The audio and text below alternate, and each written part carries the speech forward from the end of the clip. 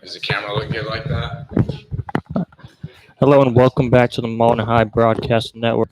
We are here in my garage for the first episode of Season 3 of Garage Talks here with Peter Murphy and Tyler McNair. Payne's over there filming. So first off, going to get started with some recruiting updates and updates in general around league. First, we got the 5-star cornerback, Jaden Lucas. Hasn't done anything. Got 2 more offers over since we've last talked, and it's going to be on all his offers right now: Arkansas, Florida, Georgia, Georgia Tech, Michigan, Kentucky, Florida State, South Carolina, Michigan State, Ole Miss, Clemson, Appalachian State, Auburn, Penn State, Virginia Tech, North Carolina, Ohio State, Alabama, LSU, Texas, West Virginia, Duke, Oklahoma, Notre Dame, Texas Tech, and Mississippi State. And on top of all that, he was just picked to be an Under Armour All-American and play in that game. We also got the 2 who committed right after the spring game. George Ford and Nick Scott will both be attending Virginia University of Lynchburg. AJ Flood will be committed and go play at Mars Hill. And then the 2 big names, Jameson Tucker, who committed last year to Coastal Carolina, and then just this past week, last Friday, Deuce Caldwell, 3-star hybrid safety, had committed to North Carolina a week after taking his visit there. For basketball, Caleb Bird got his first offer from Voorhees College, and Nick Williams has an offer from Morris College. Both are HBCU. On the baseball, Bennett Sloper committed to Lander, has he been since last year. Davis Aiken, Florence Darlington Tech, Connor Dugan, USC Sacalachi. And then the most important thing for us is the new girls basketball head coach, Angel McGowan, who played Southern Georgia Southern University. She was a 2-time Sun Belt All-Conference player, 3-time Defensive Player of the Year. Worked at North Greenville University as an assistant interim head coach 3 years ago, and is the founder of her own charity, which she is founded 3 years ago, helps education and beneficial programs in the field of social activism. So, get a little bit talking about, we're going to go a little over football season. Game 1, we're going to play and go all the way travel to York, who we were supposed to play last year, got canceled because of COVID. Last year they went 3-4, 1-3 in their region.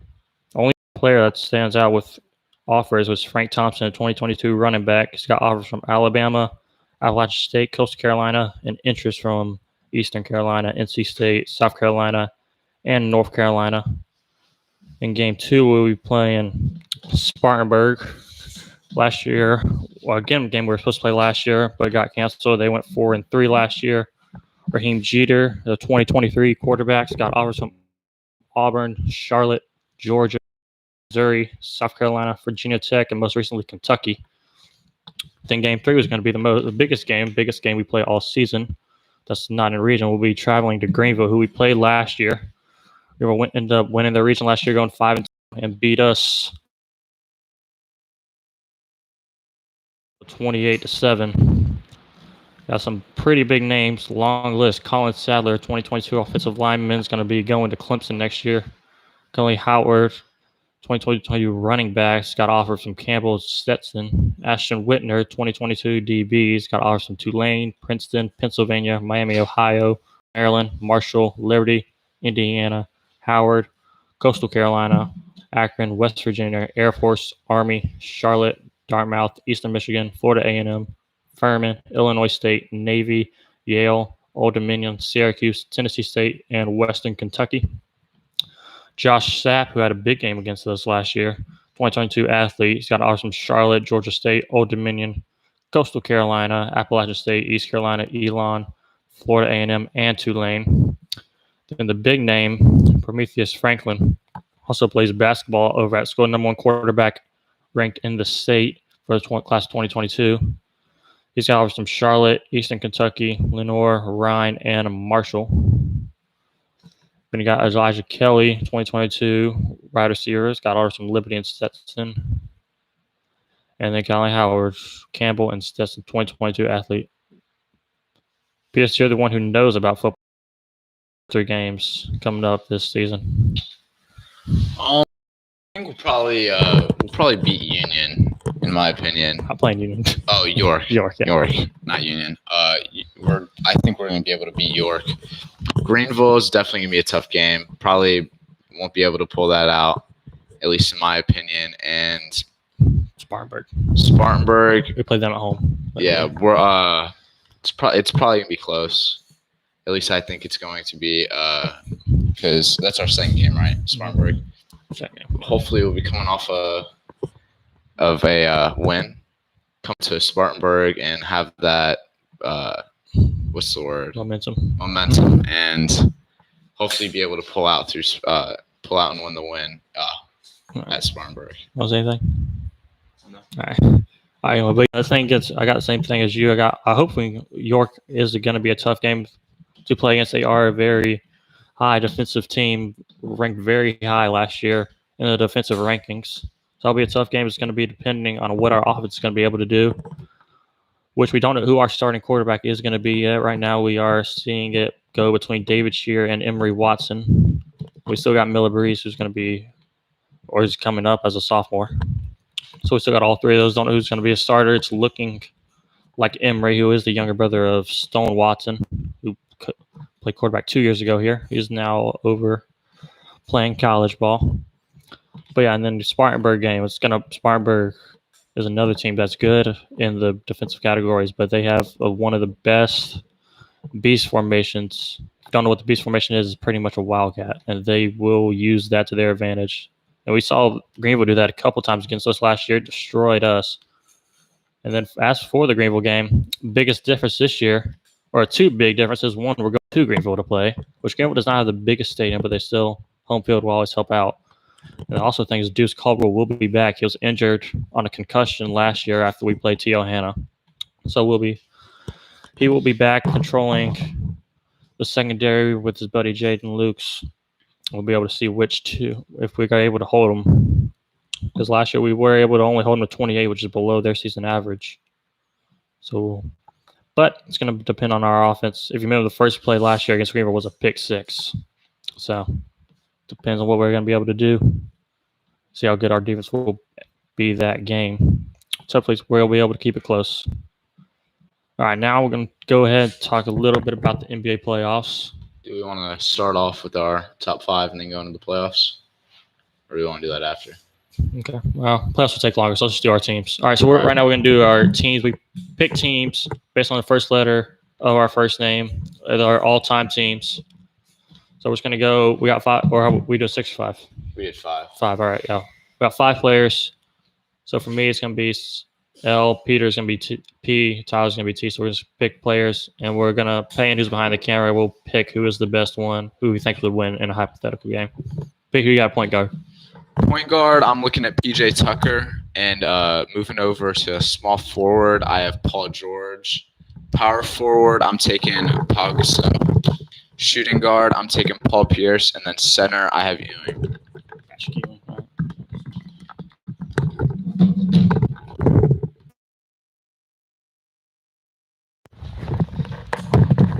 So for power forward, I have Tony Parker, and small forward, I have Tyreek Evans, and for my center, I have Tim Duncan. Shooting guard, I have Tracy McGrady, and point guard, I have Trae Young.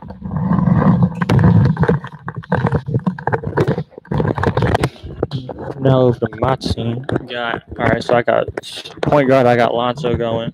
Shooting guard, Lou Williams. Small forward, I got LeBron James. Power forward, I got Larry Bird. And center, LaMarcus Aldridge. Diane, you need to hear our teams again, are you? What? You know the teams? Yeah. All right, who's winning? Put the mic down to you. I think L's have to win this. All right. Who comes in second? T's or P's? I think probably T's because the shooting guard and point guard positions. All right. Peter, you're coming last again. Good job.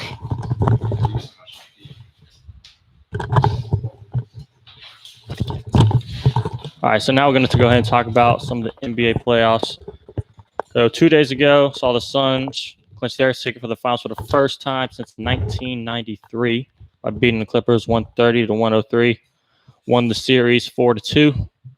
Devin Booker was the big player throughout that whole series, averaged 25.5 points per game. Chris Paul came back in game 3, absolutely dominated. All the Suns players were saying he would help them win their games. So now we're going to go over to the Eastern Conference. Bucks yesterday, score of 123 to 112. Without their star player, Giannis Antetokounmpo, play game 6 tomorrow in Atlanta. Antetokounmpo is still questionable. It's looking very doubtful. And Trae Young is a game-time decision tomorrow. So 2 of their star players will be out tomorrow. So, Pete, who you think going to win tomorrow's game? I think probably Trae Young's going to be back tomorrow, and Giannis, probably not. Very doubtful that he's going to be back. Probably he's done for the series. Personally, I think, with that being said, Trae Young wasn't in the game the other day, and Giannis wasn't either. With that matchup not being there, I mean, what are the Hawks going to do without Trae Young? Pretty much Trae Young carries them on their back. And but I think, especially with that Giannis, I think the Hawks are going to take it in 7. I think the Hawks will be able to pull out the next 2 games, and I think it's going to be a Suns Hawks matchup finals, and I think the Suns are going to have it in 6. That's 6.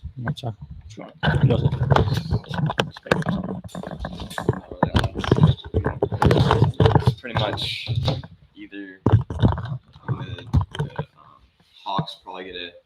If they have Trae Young, they'll probably win. Without them, then depends, because it's a pretty even matchup without Giannis and Trae Young. But it'll probably be the Suns and the Hawks finals. Now, that is one thing I'm with both of y'all on that. If Trae Young is back, the Hawks will definitely win the next 2 games. If he's not back tomorrow, I think the Bucks have a real good chance of beating the Hawks tomorrow. So we'll see what happens tomorrow.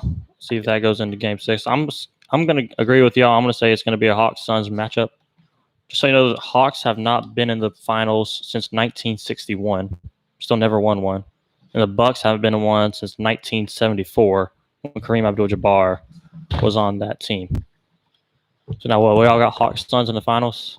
Yeah. You said 6? I said in 6. Yeah, why? Yeah. I'm really excited to see the Suns in there. I want CP3 to finally get I want him to get his ring. And honestly, with the CP3, they got Devin Booker. I mean, that's all I have to say. If it's against the Hawks only have Trae Young. Yeah, Trae Young's a great shooter, a great playmaker. If Trae Young can't get the ball, he's either throwing it down, and it's going to be a dunk, or he's throwing it out and he's giving it to Bogdanovic and he's shooting a 3, and again, another great 3-point shooter. But I personally think Devin Booker and just CP3, again, just those 2 players, I think they're easily going to be able to beat the Hawks, and I think it's going to be 6. I personally probably think the Hawks are going to win the first game. And then I think the Suns are going to win the next 2. Hawks are going to take another one, and then the next 3, I think the Hawks are going to be able to win the 5th game, and then I think in the 6th game right there, I think the Suns are going to be able to take it. So right now, just so y'all know, if the Suns and Hawks does happen, the Suns will get home court advantage for the series. So first 2 games we'll play in Phoenix. Then next 2 goes over to Atlanta. 5 goes back to Phoenix. 6 goes to Atlanta. Then 7 goes back to Phoenix. And if it's the Bucks will take home court advantage, which will be the same thing except the Bucks will get first 2. Suns will get next 2. So who you got winning the finals? I don't really know. Really, just all depends on who's playing and who's not hurt. But probably Suns. All right. How many games? I mean, I don't know. Just say something. 6. All right, 6. Suns 6. Yeah, it's gonna be. So we'll all the same matchup. So I'm gonna agree with y'all. I'm just gonna say it's gonna really depend on how many games. I think the Suns are gonna win, but how many games is gonna depend on who's ever gonna be controlling down low in the post. Suns got a young, talented DeAndre Ayton, and the Hawks have old Clint Capella, who has played many seasons and has had many games behind his belt in clutch situations. So it's going to depend on what he's unable to do, because both these teams are extremely young when it comes to experiences in the playoffs. This is Devin Booker's first time in the playoffs, and he's already going to the finals. So it's going to be important to see. Giannis still hasn't been to the finals. No one has been to the finals yet on either team other than Jay Crowder. And when he went to the finals last year with the Heat, they lost in 5 to the Lakers last year. So it's going to depend all on that. See whoever is able to pull out the victory. It's going to depend on low, but I'm going to say if the big man, if Clint Capella can beat out DeAndre Ayton down low, I'm going to say the Suns in 6. If Ayton beats them out, I'll say Suns in 5, maybe even 4. I could see a sweep happen if they beat down low.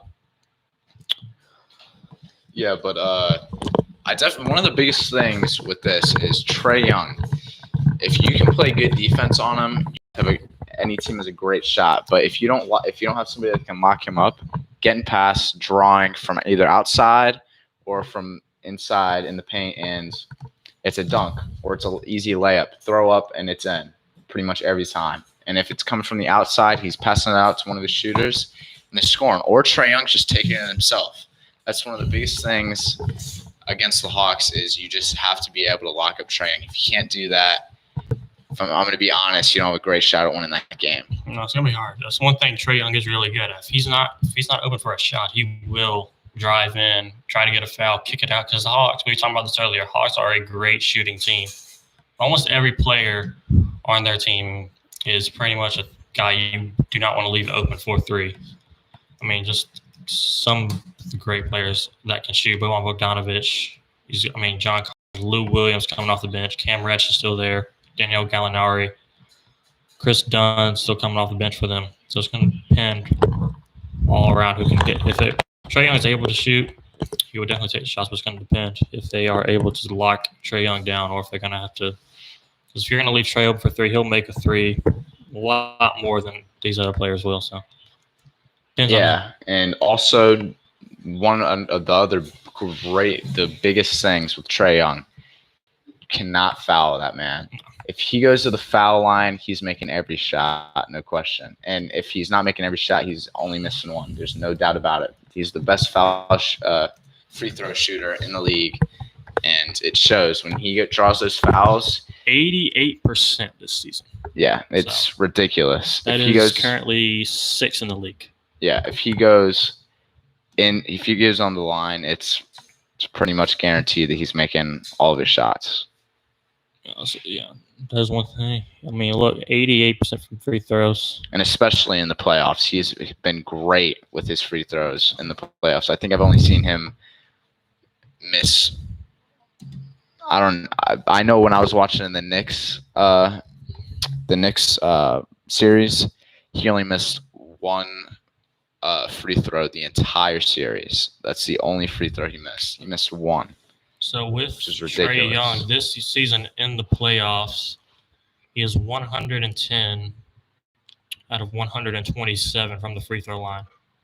He only missed 3 in the first series. That was against the Knicks, right? Yeah. I've only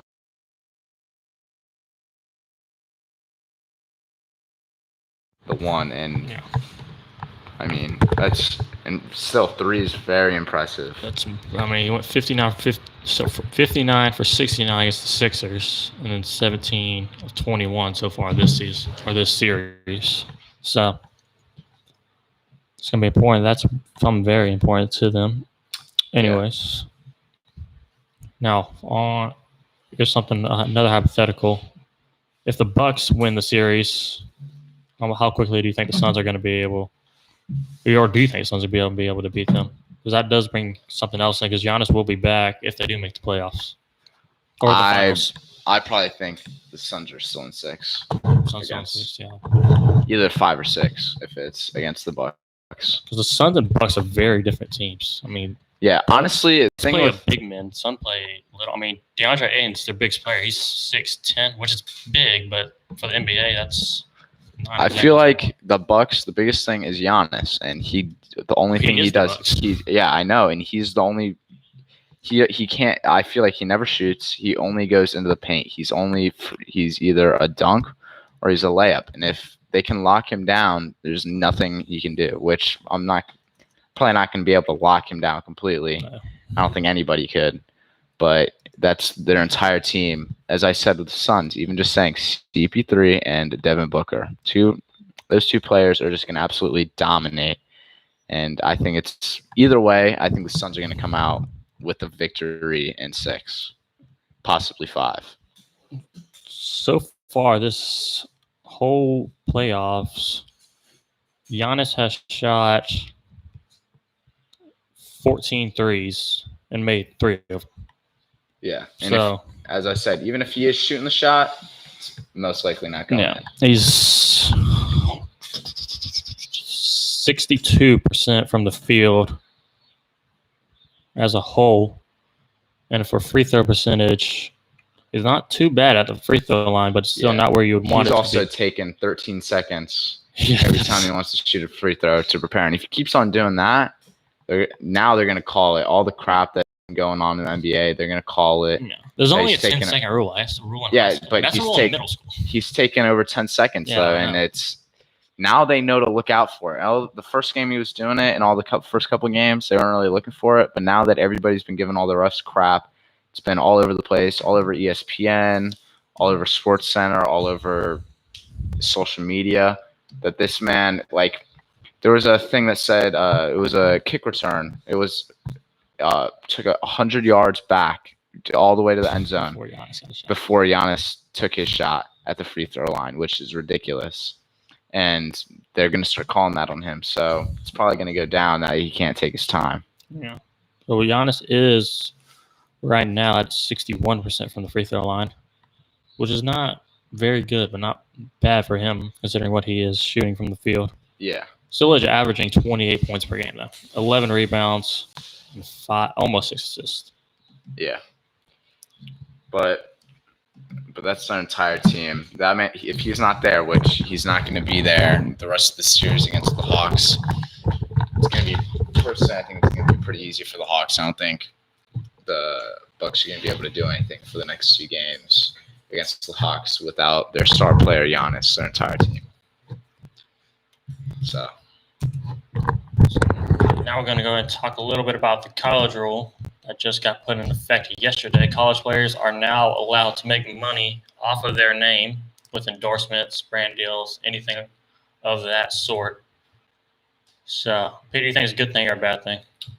I think it's a good thing. I mean, if the players put in the work, one thing is definitely should not happen. Players should not get paid by like the college. Yeah, that's one thing that should never happen. They are getting paid. They're getting a full ride to the university that they're going to by being as good as they are. But this should happen a long time ago. I mean, if the player's that good, they're putting in the work and they've made such a big name for themselves that they're one of the biggest known college football players in the country, 100% they should be able to sell their jersey and make money off of it. And it's a great thing for players that also a lot of players when they're in college, say they get hurt senior year and they never were able to go to the pros and all this stuff, and now they're not going to be able to get a good job and all this stuff like that. Maybe with getting money from the jerseys and all that, it can help them out in the future and maybe give them, a little head start. Maybe give them like $1 million that they can put towards something and grow it and have a good life without it being ruined. Which that's just one case scenario, but either way, it's a great idea because if you're putting in the work, you should 100% be able to make money off of your name for the work that you put in and how good you are. Tyler, what do you think? Think it's a good thing or a bad thing for college players? I mean, I think it's a good thing just because like it kind of gives them like something to work for. Because like if you want to like make money off your like merchandise and stuff, then kind of you have to work for it. So I think that if they put in the time and the effort to like become known, then I think that they should be allowed to like sell their stuff just because they're like since they're like known and yeah, I mean, I don't know. That's all I have to say. No, I agree with both of y'all there. It is. I'm just gonna give this as an example, just because we're friends with him. Ben Bowler, who played linebacker at Clemson, he's one of the best players on the team on our championship year. But the thing is, he wasn't good enough to go pro. I mean, he's 5'10", 250 pounds. So and then he got drafted to the Panthers, which you have to go up against Luke Kuechly there, which is no way he's going to beat him. But the thing is, he's doing good for himself now. But those first 2 years after he got out of college, he was broke. He was back living with his parents. Thankfully, his parents have a lot of money, which is a good thing. But it's still something you don't want to see him go back live with his parents. He's doing good now, thankfully, but it's not something you want to see him. With the way Ben was, he could have easily gotten something. He wouldn't probably got any like a Nike or Adidas when he got that big, but he could have got something close to home, local endorsements, which I think would be great for smaller players. And the other thing is YouTube channels, which is how this whole thing started with Destroying, making his YouTube. The kicker for you, CF, who got banned or he got suspended from football because he was making money off his name after he got monetized. So it's going to be good for that. A lot of college players coming back. And then with the way the world is right now, TikTok is going to be able to make some money. So Livy, Brandon Galloway, they're all going to be able to make money off of their name. Yeah, and it's, as you're saying, I mean, the amount of effort that they put in, the amount of time that they didn't get to go hang out with friends, all this other stuff, this will give them the opportunity to be able to go do stuff, have more fun in college with the money that they make, especially them not being able to have a job. I mean, they're waking up at 4 or 5 a.m. every morning to go practice, and then they go to school, and then you can't really do much. Weekends are built up, all this stuff. They're not able to work, make money. This is a way for them to finally make some money, go out, have some fun with friends, go out to dinner, all this stuff, go out to the bars, all this stuff that they can do that they wouldn't be able to do if this wasn't in effect. Because it's just the work that they put in is, as I've been saying, I've probably said it 10 times in this, but it just, I don't know. They've earned it. They should be able to sell their name, make money off of, as you said, TikTok, YouTube, all this stuff, giving tips to younger players to become more like that player. And it's a great idea, and it should have been in effect years ago. Should not have taken this long for this to happen. And now, keeping on the idea of college football, since we're coming up on it, we got the 10 best games of Week 1 ranked by Athlon Sports. So we're going to rank first best games. We're going to see who y'all think is going to win. So first game, we're going in order. This is number 10, LSU versus Ole Miss, which will be in Atlanta, Monday, September 6th. So Tyler thinks LSU is going to win. I don't know. I think it's going to be a pretty close game. It could go either way, personally. I probably would also go with LSU winning that game. But Ole Miss definitely has a shot out at it also. I mean, can't count them out for that game. Yeah, Ole Miss will definitely put up a fight, but I got to agree with both of y'all. LSU will probably pull out that win. It's going to be a Monday night game, so something new. And Lane Kiffin will be there. Now we got 9, Ohio State and Minnesota. That probably should be an obvious game, but still going to be a Thursday night game, something to look forward to. They're playing in Minnesota. It's definitely going to be Ohio State. Be pretty safe on that. Go down. Now here's another pretty big game that is not two teams I play very often. Boise State versus going to play at UCF. Yeah, I'm winning that one. Both teams. I'm probably going to go with UCF. Yeah, both going with UCF. Yeah. I think it's going to be such a thing. These are two of the best non-Power 5 teams in the nation. UCF a couple of years ago was probably one of the best teams in the nation. Obviously, they didn't have the hardest schedule, but it was going to be able to keep up with them. And then Boise State, I mean, they've been good for 20 years now. Most winning percentage in college football. Didn't say a lot because, again, their schedule is a little weaker, but it's still a big good thing. I'm going to have to disagree with y'all. I'm going to go with Boise State win this one. It's going to be a very close game, though. It could definitely go either way. Yeah, I could. But I'm just going to say UCF will definitely keep it close, especially because they're playing at home. one thing you got to give the UCF, they had a great home crowd. They are extremely loud. The student section is great there. Now going down to Iowa, Indiana, coming off one of their best football seasons in recent history, going to play at Iowa. We all got one of that one. Yeah, Indiana. Is that Indiana? I was going to agree with that. Both going with Indiana there, so that one will definitely be a tough game because they are going to Iowa. Iowa has one of the best crowds, but I'm going to have to agree with both of y'all. Indiana probably get a good fight up there and be able to pull out a victory there.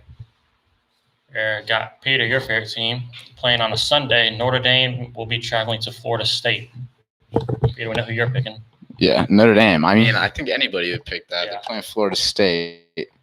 Florida State has been getting a lot of good recruits lately, but Notre Dame too. Yeah. All right. Now getting into the good games. Number 3. What's your thoughts on that game? Who do you think's going to win that? Notre Dame will blow out Florida, or I hope they blow Florida State out, because Florida State is one of those teams I hate more. Only teams I hate more than Florida State: South Carolina, Michigan, and Ohio State.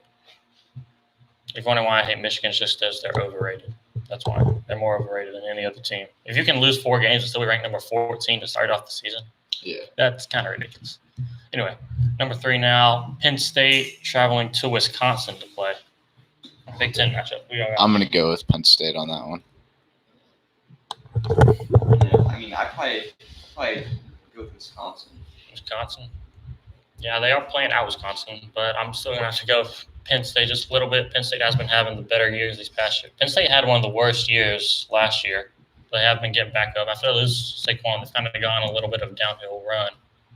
But it is going to be fun to see them come back this year. They have a better team this year. But, I mean, last time they played was in 2016 Big Ten title game. So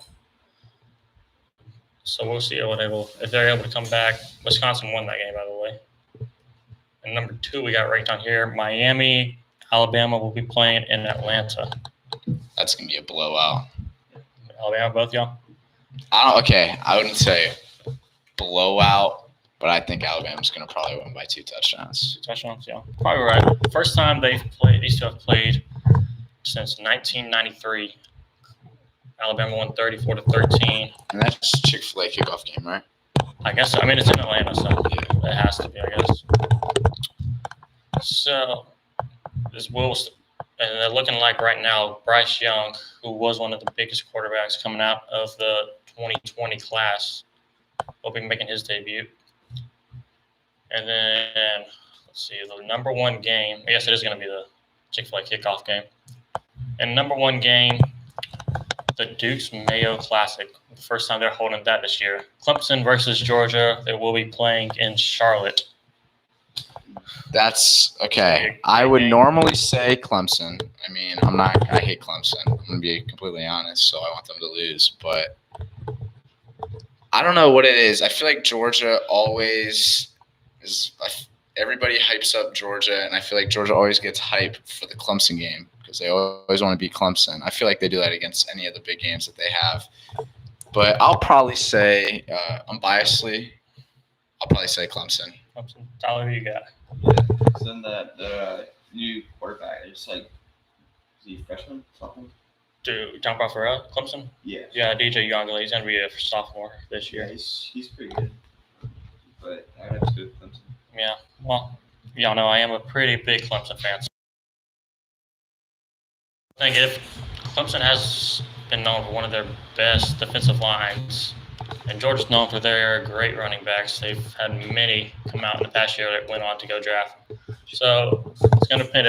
I'm going to pick Clemson either way, but I think if Clemson can hold Georgia's run game, we could beat them by 10. If Georgia keeps that running game, they have it going like they have had the past couple seasons, it will definitely be a close game, probably within a touchdown.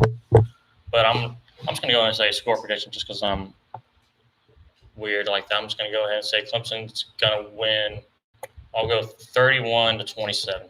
That's all I'll say. All right. Oh, wow, they got more games. Oh, let's see which one's good. Okay, no, these are good. Never mind. Okay, screw it. All right, anyways. Now, I want to talk about a little bit about the MLB. Peter's already complaining because his Yankees are not doing very good right now. Yeah, the lineup they have, I mean, it's ridiculous how they're not the best team in the MLB right now. The amount of money that they're paying, the amount of players that they have that could be all-stars, the amount of players that they have that have been all-stars, the amount of players that it's just their lineup is so good and it's wasted. I feel like they're either a hit or miss team every game. I feel like their entire team is insane one game and then their entire team sucks the next. Like I feel like other teams are even and some players will have a good game this game and the others will have their good games then and they even it out and they win more games. But the Yankees just cannot get it together and they're number 4 in the AL East, which is probably the worst they've looked in 20 years. Just so you know, Red Sox are the number 1. They are the best team in the MLB. Yankees are 4th, like Peter said, half game behind the Blue Jays, and then they are 4.5 behind the Rays, who are 2nd. Yeah, and another thing with the Red Sox are big. I thought they were going to be 4 in the AL East, if I'm going to be honest with you. They looked horrible at the beginning of the season. I watched a couple of the games at the beginning of the season, and it looks like it was 10th graders, or not 10th graders, 10-year-olds going out there and playing baseball. It didn't look like it was together at all, but they got it together very early on in the season, and they've been such a big power team. I hate that I'm saying it, but they did pull it together, and they've been playing great since then. And another big thing, a lot of these teams are big surprises, like the Mets, first in the NL East. I always hear so much crap from Mets fans, how their team sucks so bad, and they're so mad that they're paying all these players so much. Although they wouldn't be first in any other division. Like, they're not in a good division, but yeah, they are 41-36, 2 games ahead of Nationals, 3.5 above the Braves, 4.5 above the Phillies, and 8 above the Marlins. Yep, So, and not a very good division. But yeah, their division's not great, but they're still number 1 in the NL East. They're gonna make the playoffs if it stays how it is right now. Can't really be mad as a Mets fan, which is I don't really understand that, but. The Mets are kind of like the Yankees. They were a hit or miss team. Where they beat the Braves. Well, it was a very close game. I can't remember what it was Tuesday night, but then they played Wednesday. They lost 20-2. Yeah, that's the same thing. They either suck or they're great, and it's the same thing as you said with the Yankees. I mean, it's not looking good for either of those teams future on in the season because of that, and it's not assured that they're not looking like they're going to power through and stay consistent and staying at the first. It looks like they're still going to be a hit or miss team, and they could potentially go 40 and whatever, or they could go. They could win 70, 80 games, whatever. They could go either way. They're a hit or miss team. Just depends, I guess, how their players are feeling and if they start to want to be more consistent and stuff like that. Talking about anything, Ed? All right, so keep on with the MLB. Home run derby participants are now announced. Yes, y'all know. I knew. Yeah, it was supposed to be in Atlanta. Yeah, I knew that. Yeah, because they got canceled. Yeah, because of that voting. Whatever. I want to talk about that. All right, anyway, got 4 players. Trey Mancini from the Orioles, 14 home runs. His furthest one was 440. Trevor Story of the Rockies only has 9. Hit 466 is his longest. Pete Alonso of the Mets has 12, with 442. And the Angels' two-way talent, Joey Altanier, 28 home runs, 470 feet was his longest. So Coors Field is one of those fields that you can't hit homers in. So. And with the All-Star game, another big surprise in the AL East with not in the AL, not even in the East, just in the AL. They have I can't think right now. What are you trying to say? AL East. No, I'm trying to. The Red Sox, as I was saying, did not look great. They have 2 infielders starting in the All-Star ballot, and they, as I said, Well, it is Boston Red voted on by Sox. the fans, and there Yeah, are a but lot still. of Red Sox fans. Still, I I mean, like we got Red Sox fans down here just because of the Greenwood Drive, and they are one of the most. They're kind of like the Cowboys and Steelers with the Red Sox and the Yankees, an old rivalry, but there are still fans all over the place. So, anyways, back to the home run derby. Who y'all think is gonna win that?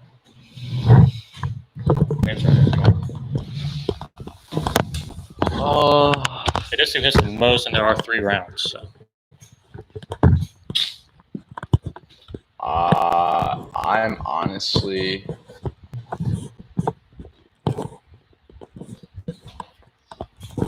kind of leaning towards Pete Alonso. Pete Alonso, the Mets. So he hasn't won one yet, but we'll be able to see if he will win this year. Tyler, you got? I don't really know. I mean, Pick one. We can all make a bet on it. I don't know. I mean, even though somebody's had a lot of home runs, but like Shohei or whatever his name is, Ohtani. I mean, every time he's finished, it looks just like all upper body. It just doesn't look powerful, but he does have 470. That's first. Still hits. Like, the other thing is he is a pitcher as well. So yeah, I know. So I mean, I guess I'll go with him for that. The thing is, Trevor Story, as I mentioned earlier, plays for the Rockies. Since it is at Coors Field, you will have a little bit of an advantage knowing where to hit. But I'm going to agree with Peter. I'm going to go with Pete Alonso. He has the shortest distance on this thing, but it does not matter really because it comes down to home runs. And also, Pete Alonso won last year, or 2 years ago, 2019. He has max velocity, exit velocity of 119, and has tied Aaron Judge's hardest hit baseball this year. So that will be something to keep an eye on. So In the All-Star, do you want to announce the All-Star? you can do it. I don't care. All right. So for the NL East, we have at shortstop Fernando Tatis Jr. First base, we're looking at Freddie Freeman. Third base, Nolan Arenado. Second base, Adam Frazier. And then moving on to the outfield, we are looking at Acuna, who is pretty much everybody knew that. Jesse Winker and Nick Castellanos. And looking at the AL East, we're looking at first base, and then we're looking at Shohei Ohtani at DH. We're looking at Xander Bogaerts at shortstop. Third base, Rafael Devers. Second base is going to be Marcus Semien. And catcher is going to be Salvador Perez. And then at AL East, for the outfielders, we're gonna have Aaron Judge, Mike Trout, and Teoscar Hernandez.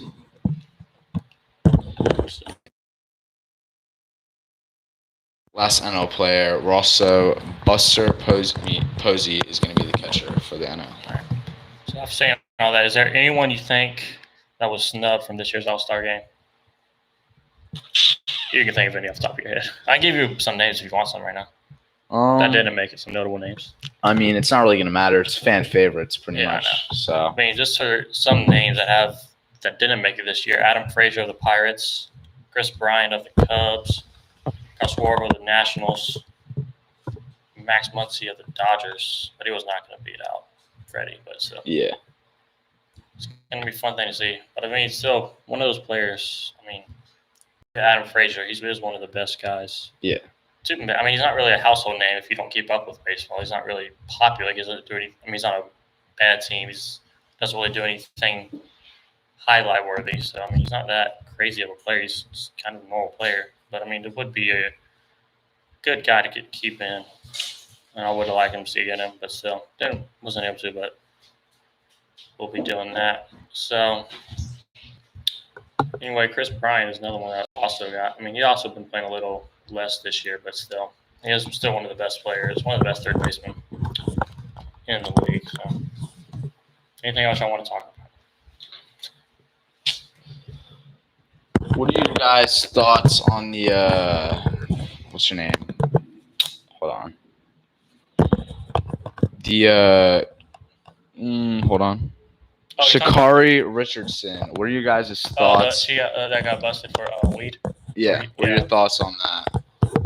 Here's one thing I've learned, because I had to take the whole thing of, I had to take a whole month when I was studying. I was doing something for a law class. We had a whole study on what we can do and how can it affect your body. And the thing is, if you take it before something, if like before a running, it can make you go faster, which that is obviously going to be a bad thing if you are going to be, because obviously gives you an advantage. But I mean, at this point, I mean, weed is legal in 45 states. So I mean, It is kind of. I mean, but still, I mean, it's still. I mean, if an athlete gets caught doing weed, he's not going to be. He's not going to be playing. I mean, if you're playing in NFL, it's a pretty big fine, a pretty big suspension. So. The only thing, I just looked it up. I would say probably not if it's legal in her state, because she's doing it at her house. I mean, you're not gonna suspend somebody for smoking. You're not gonna suspend somebody for vaping. You're not gonna suspend somebody for chewing tobacco. But I did look it up. She does live in Texas, which is one of the states that's not legal in. So I do understand with her suspension, with it being where she's suspended. I mean, she does live in Texas. It's not legal there. I don't know where she was when she was doing it last, where it showed up on the drug test. But if it's in Texas, I mean, it's illegal. It's an illegal thing. But as long as it's legal in the state or where she was when it was going on, I feel like it's all right. But overall, I'd probably say it shouldn't suspend somebody just because it is illegal in most states in the United States. Do you think it should be like a fine or something for the player, or just let it go and then just? I think honestly they should just let it treat go. it as like alcohol use. Yeah. I mean, they used to get suspended for alcohol use, and now I mean, alcohol is something you do. You pop champagne after you win something. Yeah. So I mean, you can't really do anything, as you just said, with alcohol. I mean, it's the same thing. It's just messing with your brain and stuff like that. So. Oh, wait, actually, Texas, it's decriminalized. It's still not legal completely, but it's decriminalized. Texas. Only 4 states where it's fully illegal: Idaho, Wyoming, Kansas, Tennessee, and us here, South Carolina. I mean, there are still plenty of states that are fully legal, but I mean, like Colorado, California, and Arizona, where a lot of good players come out of. But yeah, and I just don't think, as long as they're not doing it at the Olympics. Yeah. If they're caught at the Olympics doing it, yeah, they should be suspended. I mean, because I don't think it's legal in Tokyo. No clue. So it's like, and you're around all those other players around the world. You should not be doing it at the Olympics. If you're at the Olympics, 100%, you should not be able to participate in the Olympics. But just saying how it's legal in most states in the United States, and it was in the United States that she was doing it, I think she should not be suspended for it. I think she should be able to participate. I mean, that is one thing. I mean, when you get if you look at other countries, there are like countries in Europe who treat marijuana as like still a drug or something you can use. We treat alcohol. Nothing's bad about it. You just got to watch yourself doing it. I mean, it's what some people treat it as. I mean, I'm sure there are people from other countries that have had weed in their systems during the Olympics. It's just us here. We're still cracking down on it because of what we do. I still think something we need to crack down in all sports. Who's that one? One player in the NBA who got suspended for a year because he had 3 or 4 ounces of marijuana. Yeah, that's crazy.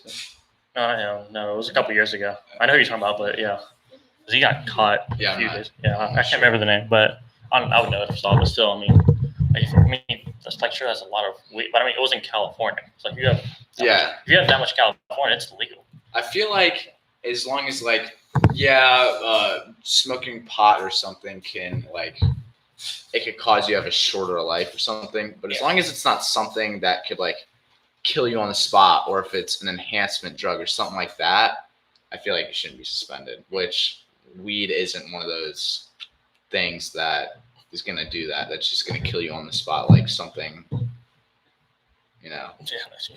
like other drugs that are out there. And, like heroin and other stuff. Yeah, and it's but marijuana, like weed, anything like that. Yeah, it's like alcohol, but it's also, I feel like, another thing like with enhancement drugs. Yeah, they can't do that, but weed, I don't think they should be suspended or after they won their race. I mean, they've earned it.